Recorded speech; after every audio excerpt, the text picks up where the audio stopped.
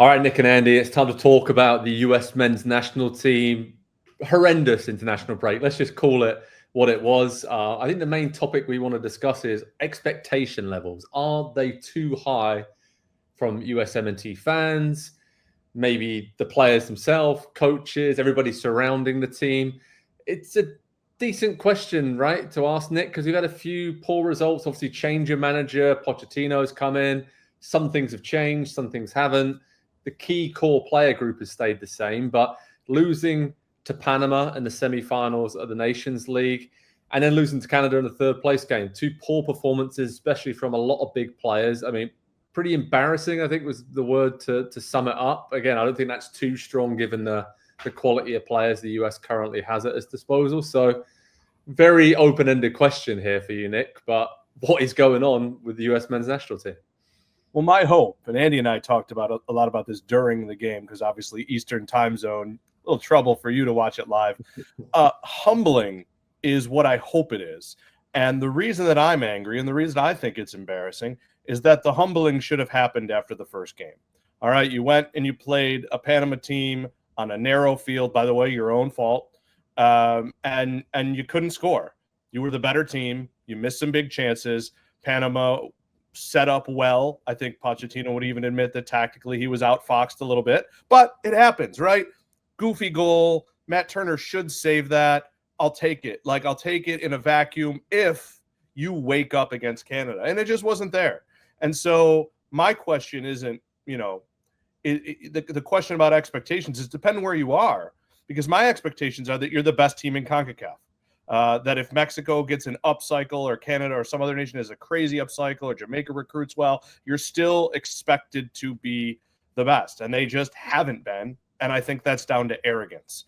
And if they're not humbled by this, then they are, pick your expletive, they are in trouble. Yeah. No, Andy, I mean, that's fair, right? It does seem like there's a bit of arrogance around the players, some of the key players on this team. Is that fair? I mean, we're looking at Pulisic, McKennie, even Tyler Adams and others just really off the pace in these games. And we've come to expect a lot more. We've watched them together as a group for a long, long time now. Had huge expectations for them. They all have played or are playing at huge teams or in big leagues, are key players. But it's weird, right? It's that balance of being between, are the players the problem? Is the player pool the problem? Is the management tactics, the newness of that Pochettino the problem? Is it kind of a mixture of everything? And this situation, which by the way, maybe in a minute I'm going to take some positives from this, but this negative situation they're in right now, is it just a mixture of everything and just a really, I guess, unexpected but needed jolt ahead of the World Cup on home soil next summer? Yeah, it is everything. It's never just one thing. To me, the word that I keep coming back to, though, and the more I've thought about what happened this international break is, where's the accountability? And it's certainly not coming from the coach at the moment, given his quotes after the game. Where is the negativity? Pessimism, maybe, yes, but my message to the U.S. men's national team's fans, don't be negative or get bad feelings. How can you have anything but a bad feeling about what happened during this international window on home soil against Panama and Canada? All due respect to those two national teams, we're talking about what can they do in the World Cup. They're going to have to do it against much better teams than those. And if this is where we're at 15 months out from the World Cup, then yes, we do need to talk about what the expectations are for this team, because those kind of performances are going to see them out in a week at the World Cup. They're going to have a very short-lived tournament, a very short-lived experience as the host, and what could have been this formidable, this formidable moment for the sport in the country. And it's going to be wasted. And it's going to be wasted because I think a lot of people don't accept responsibility, don't accept the just the opportunity that they have in front of them, and think that because they show up, because of who they are, that it's going to be fine and that they're going to coast on by. That's not really the case in CONCACAF anymore. We've seen other teams catch up to the U.S. men's national team, and we haven't really seen this group progress much over the last 3, 4, 5 years now. And I wrote after the game, what is the greatest accomplishment of this group so far? kind of halfway through their U.S. men's national team career. And they've beaten up on the worst Mexican national team in probably our lifetimes consistently to win 3 Nations League tournaments, which is a small little, continental tournament that doesn't really mean that much. We were excited about it when we were winning it, but, it kind of is what it is. And that's just not good enough, I think, for what we've talked about from this group and the talent that they have. And so I'm just looking for somebody to step up and say, hey, boys, this isn't okay. We need to be better than this. We will not accept doing this again. And I look around the team and now the coach, and I don't know where that's going to come from. I don't think that figure exists within the group. And so to me, on a list of things that caused what happened during this break to happen, that's number one. Okay, I have a few comments here. Firstly, to me, it was almost like Panama and Canada basically out USMNT, the USMNT. If we look at historically what they were, what they've been great at, I know they have different players now, but being well organized, scrapping, the marginal gains, all of those things was always something you associated with every USMNT side for the last few decades. And now that they have, quote unquote, more talented technical players, they've gone away from that side of things. And this isn't the first kind of shock defeat that we've seen, is it? Obviously, World Cup qualifying 2018 is a long time ago, but there's still been throughout the last few years, situations like this, be it in Gold Cups, be it in World Cup qualifying last time round, where this keeps popping up. And that to me is a problem as well. And I think that is something that Pochettino has been good at in coaching stints before, and getting that kind of organization, hardworking nature, tough to break down from his teams. So that fills me with hope. And I actually think this could be a positive, this happening, because now there are there's no mystique around, the US can win the World Cup, they can get to the semifinals. Now it's all about, hey, getting to the last 16 or the quarterfinals would be a great achievement considering where we're at right now. And I think it just managed expectation levels, but also gave Pochettino, I think, an opportunity now to fully go, hey, you guys let me down. I'm going with be it younger guys, be it different guys. Nobody really in this last couple of windows has stood out to me that has really taken the opportunity. So aside from that group of superstars we talked about, Pulisic, McKennie, Adams, Weah, etc., that have earned the right, I think, over the years to still be a key part of this. Everything else is up for grabs, which for me is a great thing to have a year out from the World Cup in terms of opportunity. And I think Pochettino will be able to mold this project now the way he always wanted to, because to me it seems like it's kind of all in, but also he's still working from the same squad of players, the same kind of ideas that were already there before, and it isn't really his team right now. But also, one thing on Poch, does he really want to be here? I don't know. The comments before about wanting to go back to Spurs one day before these games was weird. Like you said, Andy, his comments afterwards weren't exactly, scolding the players for their performances either. Trying to put a positive spin on this. I think long term, this situation could actually, the fact that it happened now could work out better for the US national team. But they really have to take a huge learning experience from these two games to turn it into that positive and say, there aren't many more chances now between now and the World Cup for us to try and figure this out. So I don't know, Nick, you want to jump in there, discuss? I mean, I've unloaded a lot there. It feels better for unloading a lot, to be honest. Sure. Look, I don't disagree with a lot of that. That's a double negative. I feel this way. This is the opportunity for the entire federation, including Pochettino, to reset. And I think this is the chance, what you're saying, and I don't think it's about younger guys. I think it's about saying, hey, look, this hasn't worked. One of the knocks, for example, on Weston McKennie that you'll read on the internet, whether this is true or not, is that he only shows up for big games. Well, how are we doing in big games? This is an opportunity for Pochettino to potentially take a guy out of the lineup, to use a guy at a different position, to say, if you can't go, it doesn't work. And I only look at a few surefire starters. I do not, at this point, absolutely include McKenny.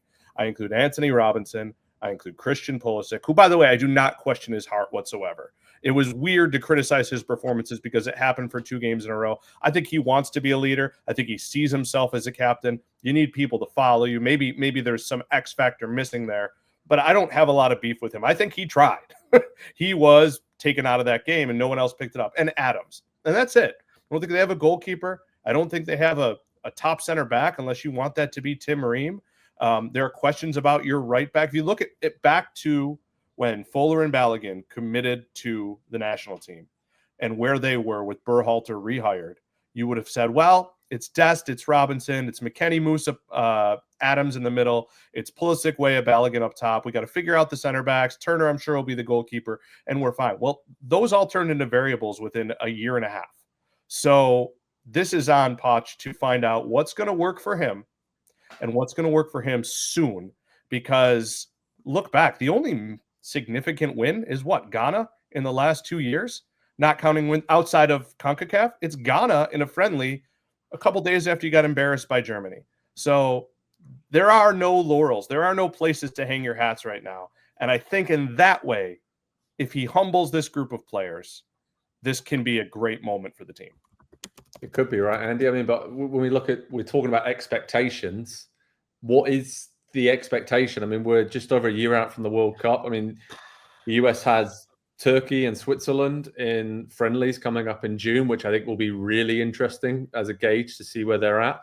And obviously the Gold Cup in the summer as well. But I mean, I'm talking about the World Cup here. Have you, based on what you've seen, downgraded where you think they were going to finish in the World Cup and how they were going to do? Because I certainly have. Yeah, I don't. How can you not? I think just given the general direction that the program is going at the moment, and to even take Nick's point a little bit further, the Federation, I think, has a lot of relationship repair to do with the fans at the moment. I understand why the crowd looked the way that it did for the U.S. games because they were the first game with Mexico playing later. I understand that. That's how it works in this country. But it's the apathy that I think exists around the team right now where, people were annoyed at what happened in these games, but I don't think they were surprised, and they certainly weren't outraged. And they, it wasn't even about the World Cup. It was just, how is this what the team and the program has become at this point? Because it was supposed to be going in such a positive direction.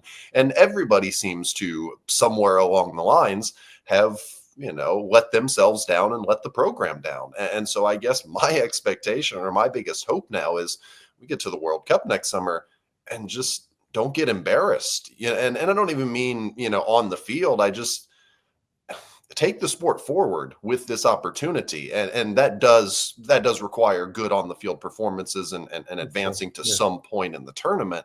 But just, I don't know. It's a dark time right now for the U.S. men's national team because, there was a ton of momentum not too long ago, and a lot of that seems to have been lost through a number of different ways. And so, the expectations have certainly been downgraded. I'd love, well, if they get to the round of 16 now at this point, I think I'd be over the moon. And about a year ago, we were saying, well, quarterfinals, if they get a good draw, if they're playing well, they're at home, they make most of the advantage. Could we see a semifinal? I think that's completely out of the question now. Nick, do you agree with that? Because that's where I was going with this as well. Like last 16 would be great. Quarterfinal would be, things have to line up really well. The home crowd and all that kind of that comes into it would drive them onto a certain level. But to me, they haven't really improved since 2022 at all, right? If anything, they've regressed. I think you're right. First of all, I think you guys are both right. I just think that we're overlooking what international football is, and the perfect storm is not even necessary at times. So in my opinion, if you're getting the best out of Adams and Robinson and Pulisic and the pieces around them, and let's not forget this, again, if you want me to paint a rosy picture, I'll tell you that we haven't seen Cardoso and Adams together. They weren't there. Pepe wasn't there. Haji Wright, that was Poch's choice, but he wasn't there. We don't know. Dest comes back this weekend. we may see someone coming off an ACL and hitting his form just into the Gold Cup. So I think there's a great opportunity. Look, they still should win the Gold Cup. It's as simple as that. Canada, they didn't beat them. Davies was out, but it's all Jonathan David and Davies. Eustachio was decent in the middle of the park. Panama, they really did control that game. They hit a couple of posts. So if you can establish yourself at the Gold Cup as still the best team in CONCACAF, and you cannot look like garbage against Turkey and Switzerland and totally outclassed, I will still feel like show me what the draw is. But if they show up with the entitlement, with the arrogance, and with the outright lack of direction, because I do want to put some of this on the coach, then yeah, of course, it's impossible. But I won't change it until I see that Pulisic's national team form is an actual problem instead of this was a bad break for a guy who's playing all the time at Milan. True. And a good point there about the schedule in the World Cup, because they are obviously the first seed in their group. So that means, they'll get probably at home, and they'll probably be, playing a decent team from Europe, not one of the top teams, maybe a dangerous team from South America or Africa, and then a real minnow. So really the way it's formatted, if you win one game in the group stage in the next World Cup, you're probably going to get to the knockout rounds. 4 points, definitely. So it seems like they should get out of the group, but after the last week or so, that's kind of a little bit harder to comprehend given what we've seen. So head over to Pro Soccer Talk and NBCSports.com for all the latest on the US men's national team, Pochettino, which players are going to step up this summer and in the future, because there's a lot of work to be done just over a year out from a World Cup on home soil for the US men's national team. It wasn't pretty in March. Let's see if it gets any better. Hi, I'm Rebecca Lowe, and as we head towards the end of an exciting Premier League season, make sure you like and subscribe on the NBC Sports YouTube channel for more content like this.